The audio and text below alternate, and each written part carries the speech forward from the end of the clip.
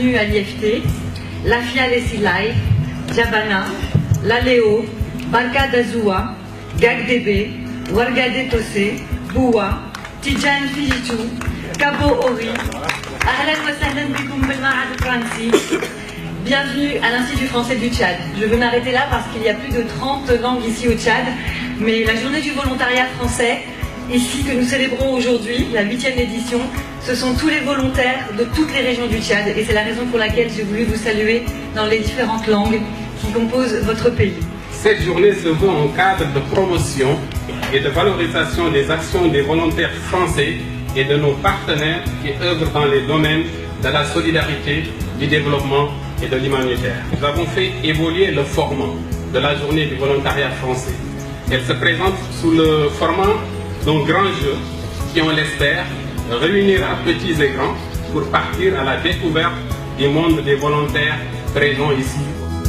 Depuis plus de 50 ans, les jeunes Français ont la possibilité d'exercer des missions de volontariat auprès des populations de pays du Sud qu'un programme de réciprocité vient d'être initié pour déployer des jeunes volontaires tchadiens en France.